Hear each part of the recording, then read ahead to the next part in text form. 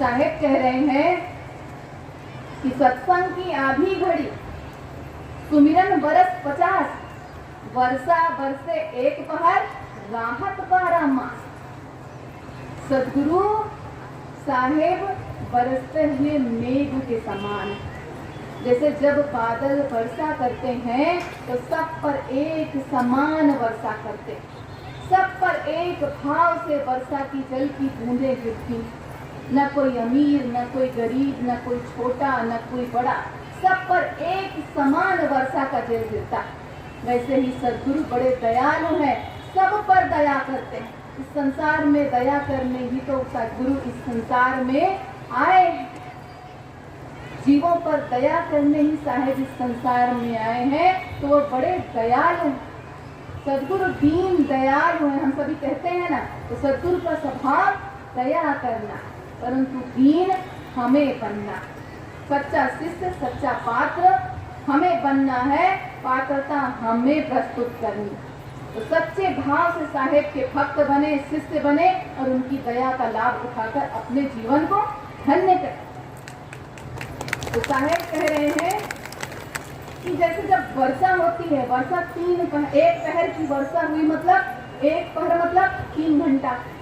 तो 3 घंटे जब वर्षा होती है तो संसार में जितने भी जल स्रोत होते हैं, छोटे बड़े नदी नाले, सब जल से भरपूर हो जाते हैं, आप्लावित हो जाते हैं, जिससे 12 महीनों के लिए राहत मिल जाती है। वो इतना जल से भरपूर हो जाते हैं कि मनुष्य को 12 महीने जल की प्राप्ति इस प्रकार से होती है।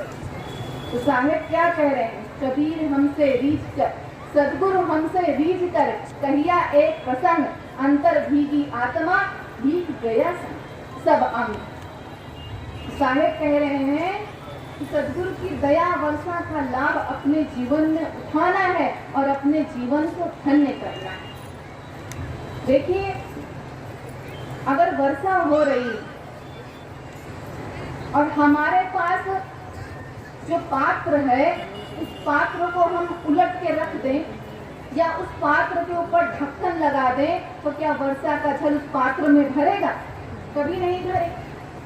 तो वैसे ही सदगुरु की दया, कृपा, प्रेम की वर्षा इस संसार में सब पर हो रही है, परंतु यदि हम सच्चा भक्त बनकर, सच्चा शिष्य बनकर, विषय विकारों के प्रभाव में जो यह मन उल्टा चल रहा है उसे सीधा कर लें और इस पात्र, इस मन रूपी पात्र पर पड़े माया के ढक्कन को हटा दें, तो वर्षा का जल पूर्ण रूप में उस पात्र में भर जाएगा, अर्थात आत्मा तृप्त हो जाएगी। सद्गुरु की दया प्रेम की वर्षा से हृदय तृप्त हो जाएगा, पवित्र हो जाएगा, पावन हो जाएगा और मनुष्य का जीवन धन्य हो जाएगा।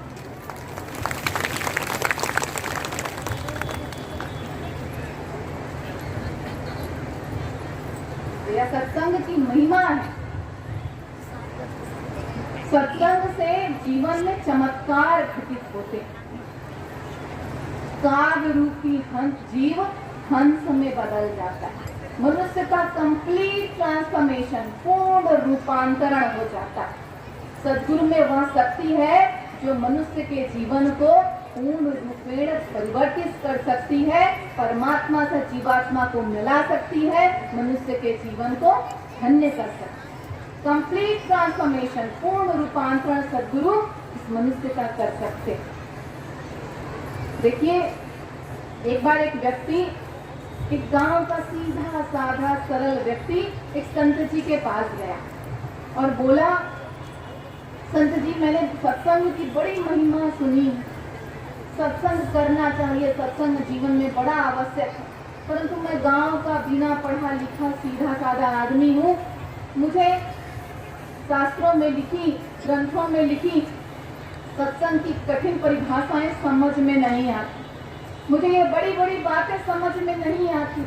आप मुझे सरल से सरल शब्दों में बताइए कि सत्संग जीवन में क्यों करना चाहिए, मैं सत्संग जीवन में क्यों करूं, मुझे इतने सरल शब्दों में समझाइए कि मैं समझ जाऊं। संत जी ने कहा, ठीक है, मैं तुझे अवश्य समझाऊं। मैं तुझसे कुछ प्रश्न करूंगा, उन प्रश्नों में उत्तर भी दिए रहेंगे, 2 विकल्प दिए रहेंगे, उस विकल्प में से तू एक विकल्प चुन लेना, बस इतना करना। मैं तुझसे प्रश्न करूंगा, प्रश्न का उत्तर भी तुझे दूंगा और 2 विकल्प में दूंगा, उस विकल्प में से तू क्या चुनता है तू बस ये बता देना। व्यक्ति ने कहा ठीक है संत जी पूछिए।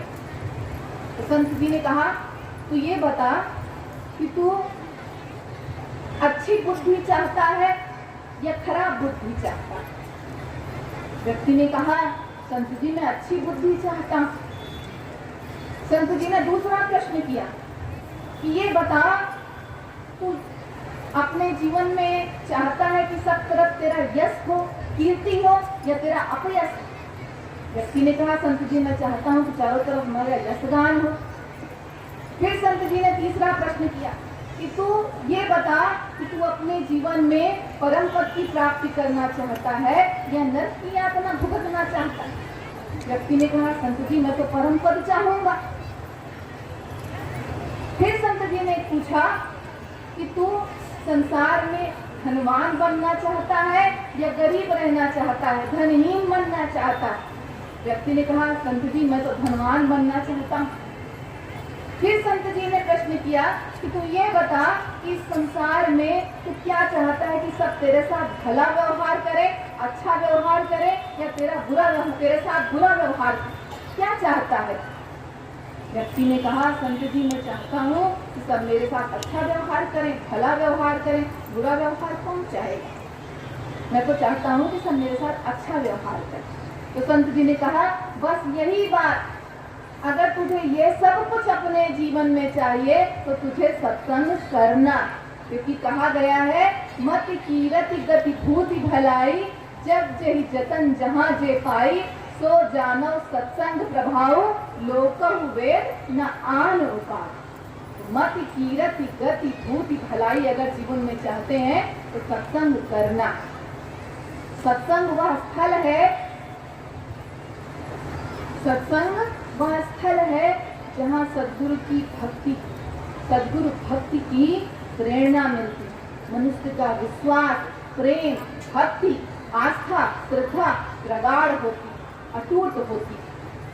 तो सत्संग करना तभी जीव सकारात्मक दिशा में आगे बढ़ पाता, परंतु वरना इस संसार के विषय विकारों में फंसे हुए जीवन में सिर्फ दुख भोगना है। तो सत्संग करना है तभी जीव सकारात्मक दिशा में आगे बढ़ता है।